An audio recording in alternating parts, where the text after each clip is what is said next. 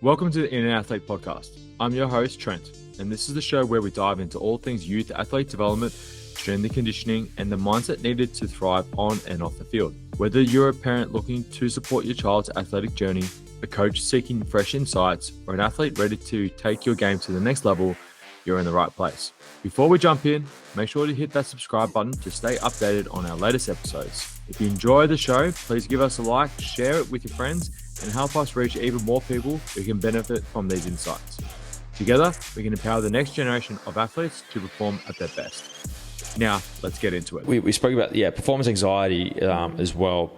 I think pre-performance rituals before the actual performance itself. So a lot of professional athletes will have their same rituals, and usually those rituals will stem 24 hours prior to performance as well. I know there was one football player, he used to play for Collingwood, I can't remember his name, he would have like a barbecue chicken as part of his dinner. That was his dinner every night before. Every time. Roger Federer was a real classic one. He would only have, I think he only had like pasta before his games when he was in Melbourne.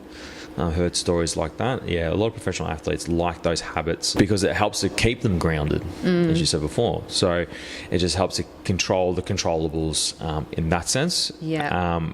And one of the things that I've been doing with a lot of my swimmers is doing a lot of the activation stuff, which I've done, quite a couple of podcasts on already, and where it's actually looking more from, is the body actually feeling tight and restricted, and then what's the breathing like, and then actually go through that routine to really help release the fascia, help release, improve the breathing, so it's deeper, more relaxed, which means more oxygen going throughout the body.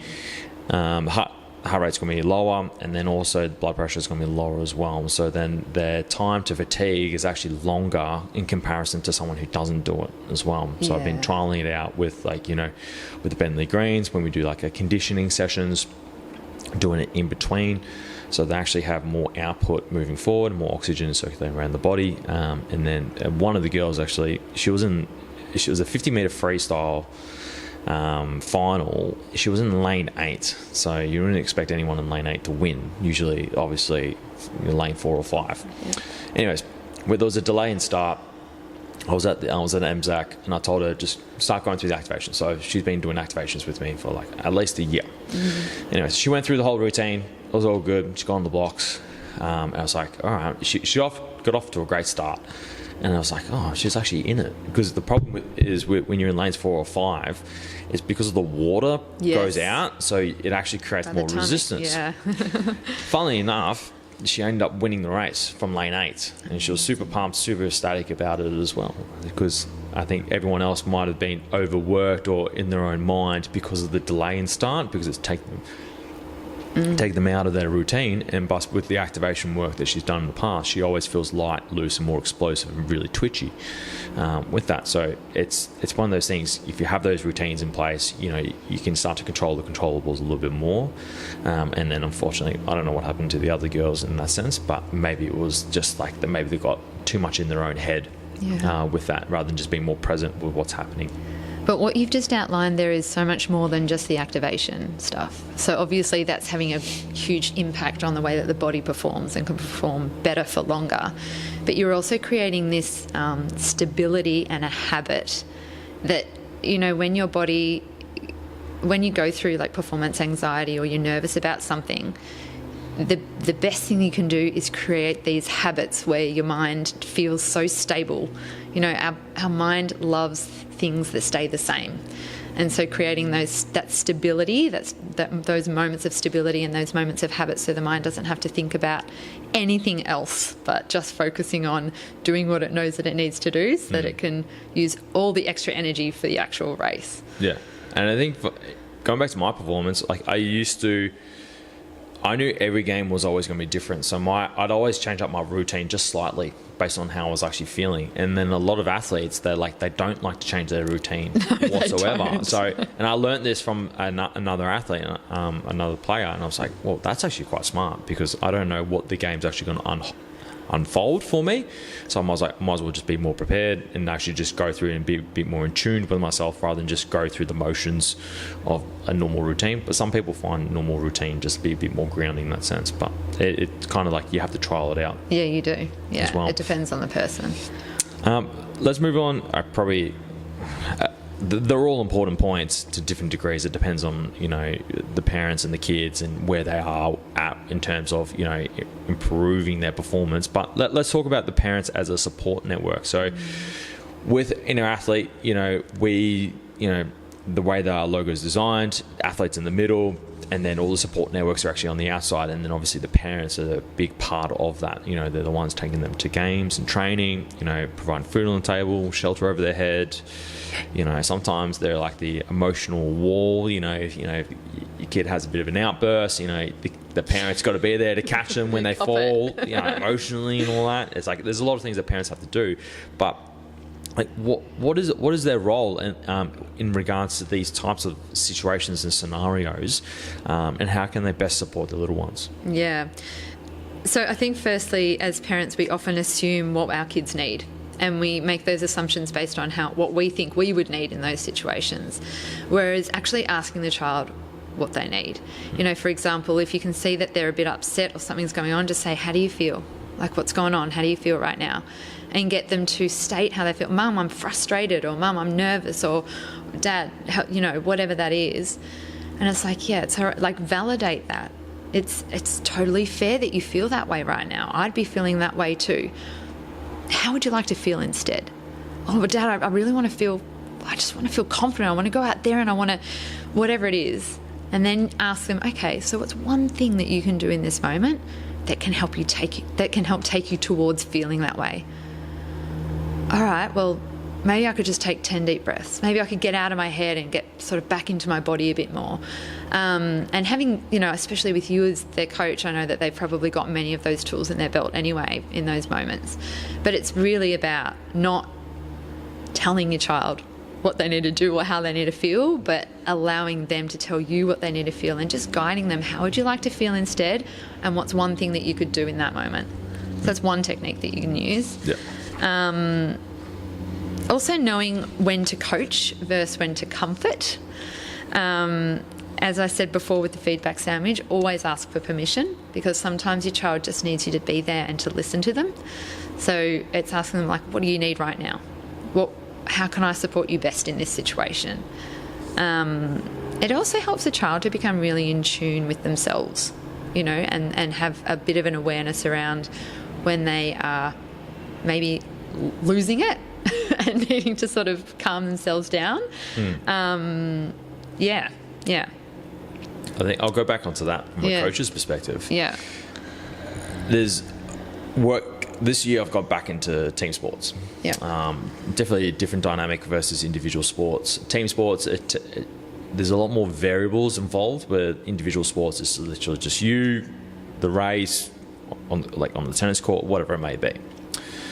What I've noticed with team sports is because there is a lot more, personalities within the actual space. You may not be as congruent compared to other teams or as you would like to be as well. And sometimes it can be quite heated. It can be quite too many cooks in the kitchen, from that old expression.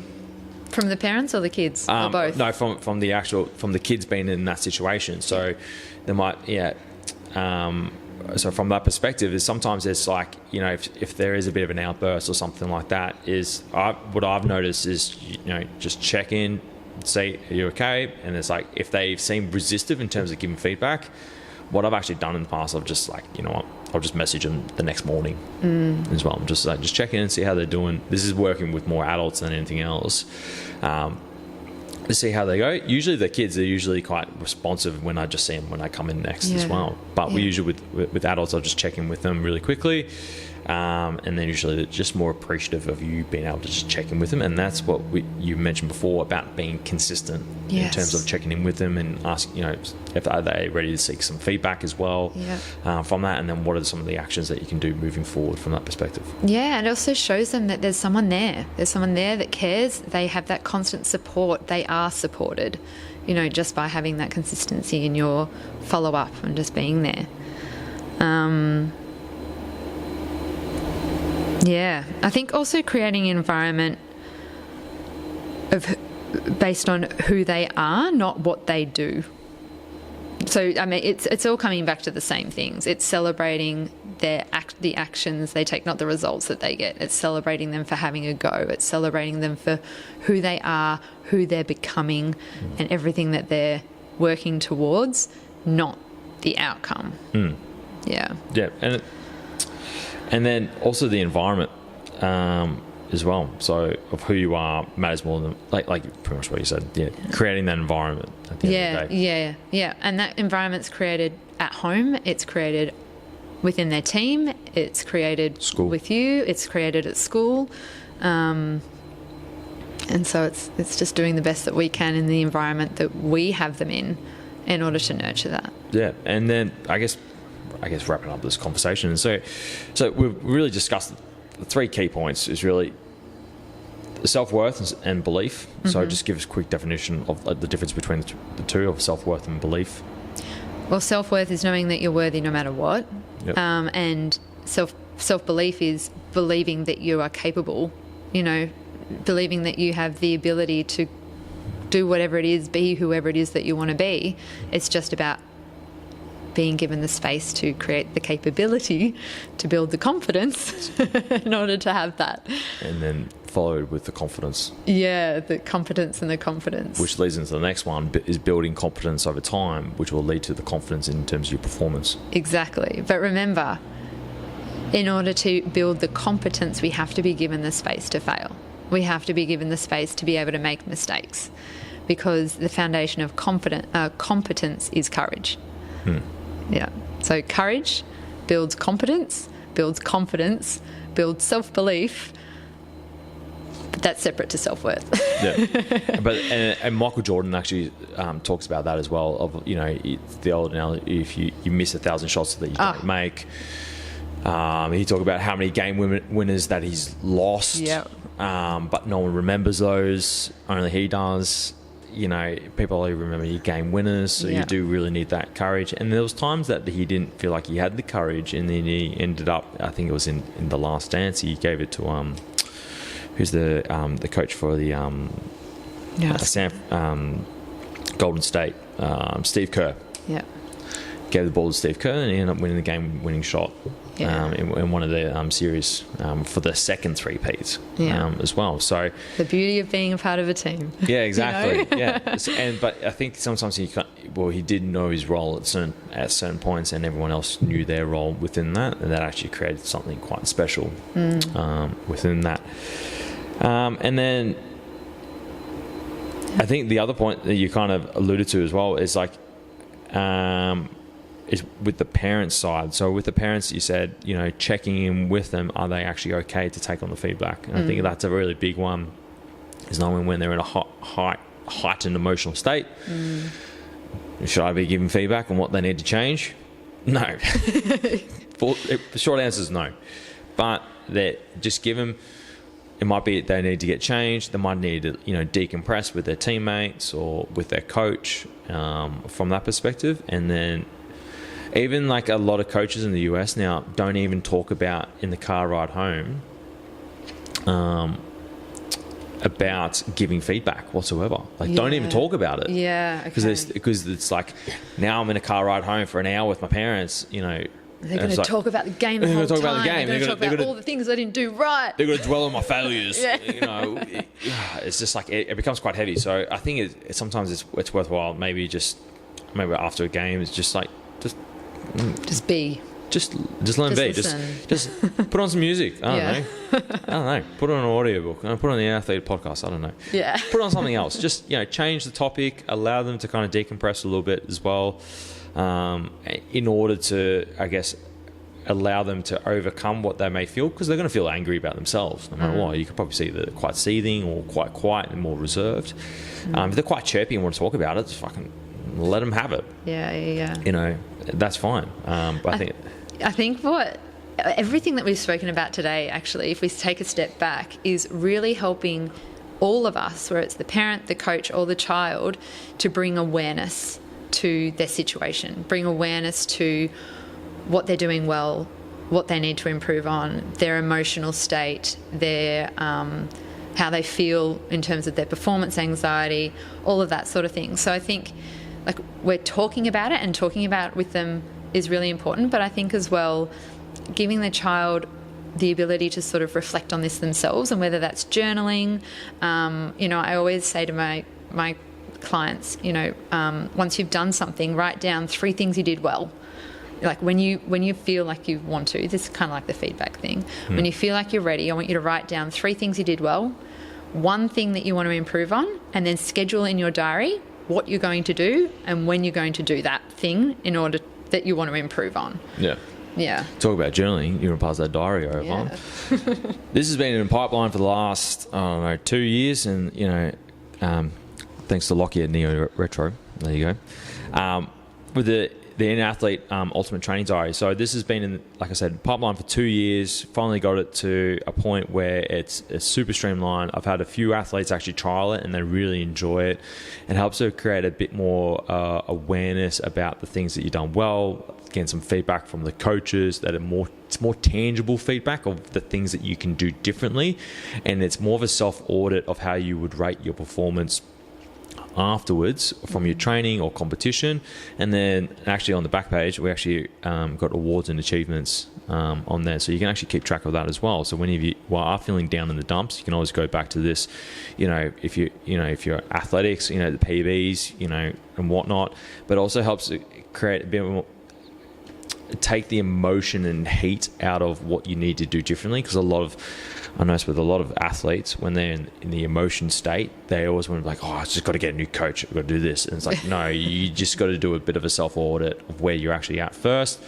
And then if that needs to be, have a conversation, and then at least you've got evidence of that. That's the biggest thing to create. You need evidence of what you need to do differently in order to create the change and the results that you want moving forward. So we're going to be plugging that from the podcast. We're actually going to do sponsored ads. I think that's a really great idea. That is a fantastic idea. Kathryn, thanks for coming down. Thank you so much for having me. It's been fun. Yeah, it's good. On to the next one. See ya next time. Bye, guys. You have just listened to the Inner Athlete podcast. Be sure to subscribe to stay up to date with the release of weekly episodes. Be sure to follow us on Facebook and Instagram to get great tips on all things youth athlete development and youth mentoring.